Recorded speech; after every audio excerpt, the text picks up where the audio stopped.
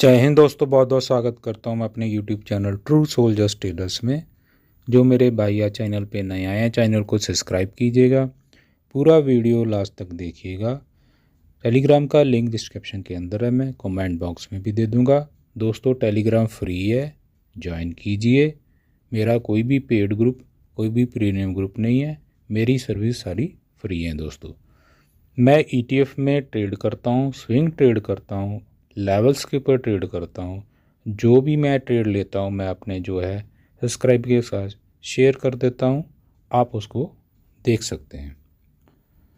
दोस्तों, आज जो मैं ETF के ऊपर चर्चा करने आया हूँ वो ABSL PSE है, जिसका एक लॉट हमारे पास पहले से है, एक टॉपअप हमने किया हुआ है। आज सेकंड लॉट हमने उसके अंदर बाइंग की है।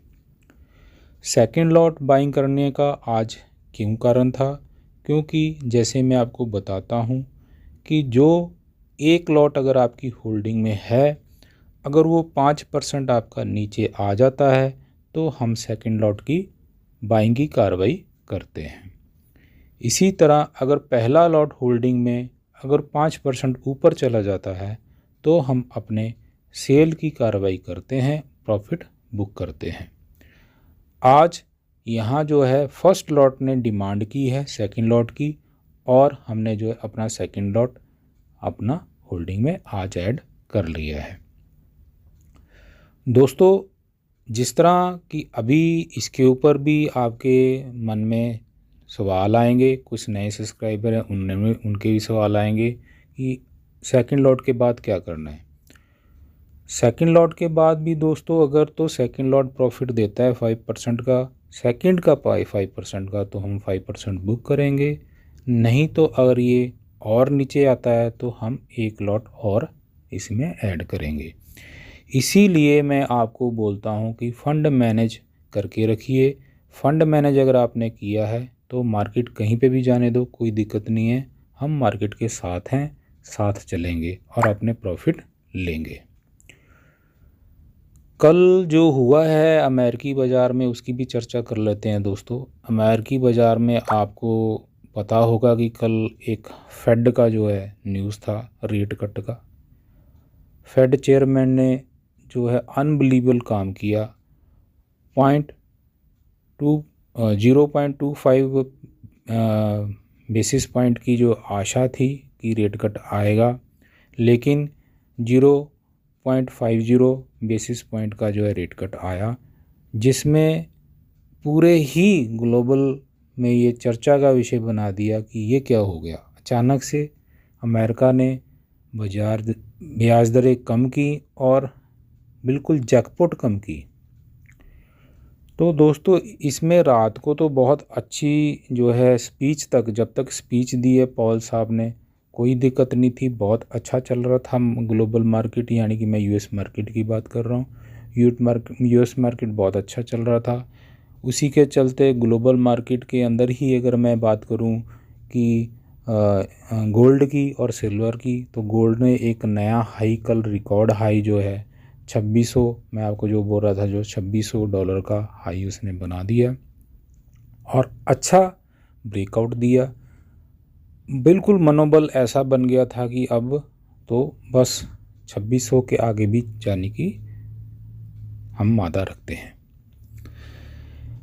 उसके बाद जैसे आपको, जहाँ तो किसी ने प्रेस कॉन्फ्रेंस सुनी होगी तो ठीक है, नहीं तो मैं आपको बता देता हूँ कि ये शाम को क्या हुआ, क्यों मार्केट नीचे आई और अचानक से ही $50 गोल्ड नीचे कैसे आ गया।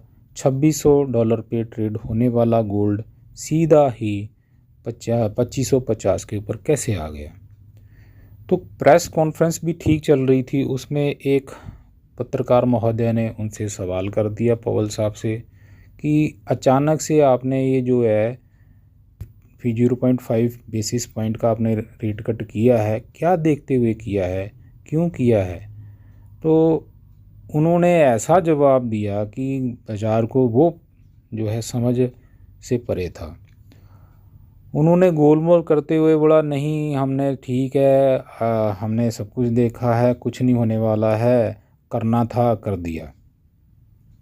तो जो एक बड़े इन्वेस्टर होते हैं जहाँ जिनको इन्हीं बातों से कुछ क्यूज़ निकालने होते हैं, तो वो नेगेटिव की तरफ बैठ जाते हैं कि भाई ये तो इन्होंने बिना सोचे समझे ही रेट कट किया है, तो ये तो इकनॉमी की हालत ख़राब हो सकती है, कोई रिसर्च नहीं है, कोई एनालिसिस नहीं है, ऐसे ही बोल रहे हैं, ये फेड चेयरमैन ऐसे बोल रहा है, तो स्वाभाविक सी बात है। उन्होंने क्या वहाँ से अपनी पोजीशन जो है कन्वर्ट की, वहाँ से प्रॉफिट बुकिंग आई, चाहे क्रिप्टो, चाहे गोल्ड, चाहे सिल्वर, चाहे यूएस मार्केट के अंदर दाउ हो, चाहे वो नेस्डैक हो, चाहे S&P 500 हो, सब के अंदर जो है भारी गिरावट एकदम से दर्ज की। फिर ये जो है रात को थोड़ा सा रिकवर हुए और एक मोड़ पे जाके बंद हो गए। गोल्ड भी पूरा अपना जितना भी सुबह शाम तक का और रात का रनअप था सारा गवा दिया था इसने। ज़्यादा हालत सिल्वर की ख़राब हो रखी थी और आज देखो सिल्वर ही 3% ऊपर है।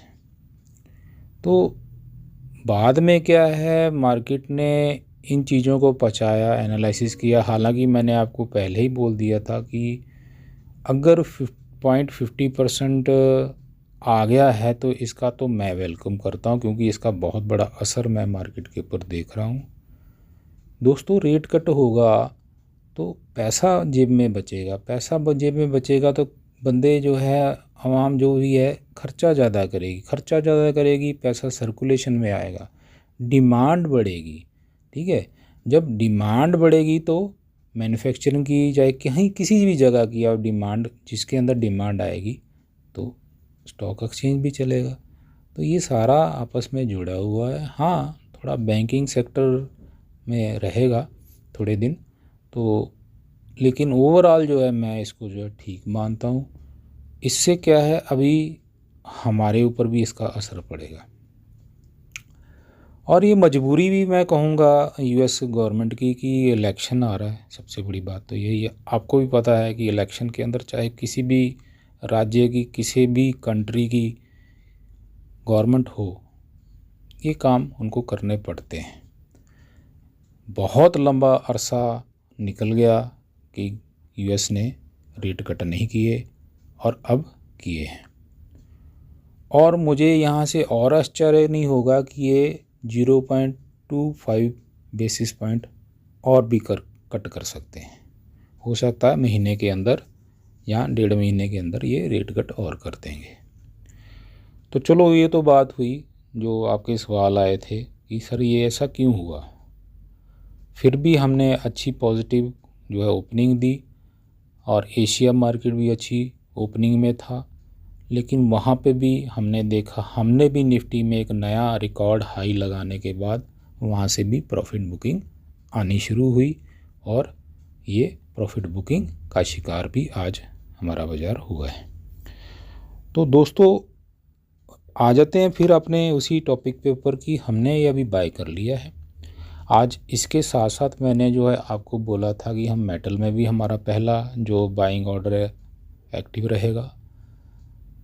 आईटी का मैंने कल बोला था कि ITBs का जो रेट है बाइंग का वही बरकरार रहेगा दोस्तों। और जहाँ जहाँ हमें मौका मिलेगा, जैसे आज मैंने आपको एक और लेवल्स दिए थे अल्फ़ा ETF का, वो भी बाय नहीं हुआ है, कोई दिक्कत नहीं है, वो भी हो जाएगा। और कोई दिक्कत परेशानी है ही नहीं है, क्योंकि आप जो है ना ETF के अंदर हो और ETF आपको ऐसी मजबूती अंदर से देता है कि आप किसी भी गिरावट के अंदर जो है अपनी इन्वेस्टमेंट कर सकते हो, लेकिन आपको प्रॉपर फंड मैनेज करना पड़ेगा। तो फंड मैनेज के ऊपर जोर दिया करो, कहीं दिक्कत नहीं आएगी। आज भी मैंने देखा है कि कुछ मेरे भाइयों के मैसेज मुझे ज़रूर मिले हैं, मैं उनसे खुश नहीं हूँ या क्या कहूँ मैं उनको कि उन्होंने कहाँ बाइंग कर ली है। फिर उनके सवाल घूम घाम के मेरे पास आएंगे कि सर तो सर ही है, फिर मैं भी सर पकड़ के बैठता हूँ, है ना। तो प्लीज़ थोड़ा सोच समझ के बाइंग कीजिए, बाइंग आप देखो, अगर आप गलत लेवल पे भी बाइंग कर लोगे ना, तो ऐसे ETF में बाइंग करो जहाँ से कल को आप निकलने के लिए ना आपके लिए दिक्कत ना हो। अब आप ऐसे ETF को पकड़ के बैठ के मेरे भाई जिसमें वॉल्यूम ही नहीं है, और भाई जिस दुकान में कोई ग्राहक ही नहीं जाएगा, वो दुकान में सामान रख के क्या करेगा दुकानदार? ग्राहक जाना जरूरी है ना, तो ग्राहक जाएगा तभी तो दुकान में सामान बिकेगा। वो भर के रखे दुकान, कोई दिक्कत नहीं है। तो थोड़ा देखिए, अभी आप को मैं क्या कहूँ क्या ना कहूँ। मैंने उनको आज सॉरी मैंने रिप्लाई भी नहीं दिया कि मैं क्या रिप्लाई दूँ उनको। तो समझ आइए, थोड़ा सा देख के बाइंग कीजिए, थोड़ा लेवल्स पे बाइंग कीजिए, और ETF का चयन अच्छा कीजिए जिसके अंदर वॉल्यूम है। मैं आज बताओ मुझे मुझे अगर मैं आपको एमओ डिफेंस का ETF आपकी वॉच लिस्ट में डाला हूँ, मैंने अभी तक उसमें बाइंग क्यों नहीं दी? कोई सोच सकता है? थोड़ा होमवर्क दे रहा हूँ, देखिएगा थोड़ा उसके ऊपर, ठीक है? विचार कीजिए। मैं उसके ऊपर भी बाइंग दे सकता था। 3% 2.5% नीचे जा रहा है वो, और मैं आपको वॉच लिस्ट में ऐड करवाया हूँ जिस दिन वो लॉन्च हो गया था। क्यों नहीं आई उसकी अगर बाइंग? कारण है ना कुछ। बाइंग देने का, बाइंग ना देने का कोई कारण है, इसलिए मैं इसमें बाइंग नहीं दिया हूँ। करेंगे, आएगा टाइम उसका, करेंगे। टाइम जब आएगा, अच्छे स्टॉक है, मैं स्टॉक की खराबी नहीं है उनमें। लेकिन दोस्तों, स्टॉक पिछले 1 साल में ये बेलगाम भागे हुए हैं, तो एडजस्ट होने दो, टाइम दो उनको, फिर हम एंट्री बनाएंगे। कोई दिक्कत नहीं है, कोई परेशानी नहीं है। ना बाज़ार कहीं जा रहा है, ना हम कहीं जा रहे हैं, ना ये ETF कहीं जा रहे हैं। सिर्फ और सिर्फ फंड सुरक्षित कीजिए। फंड होंगे तो हम बाइंग कर सकते हैं। तो आशा करता हूँ कि आप लोगों ने जो आज मेरे साथ ABSL PSE का सेकंड लॉट बाय किया होगा, और डटे रहिए इसके ऊपर। और जो मैं आपको आज इसके ऊपर एनालिसिस दिया हूँ, आपकी समझ में आया होगा कि आगे क्या करना है। स्वस्थ रहिए, सुरक्षित निवेश कीजिए। जय हिंद दोस्तों।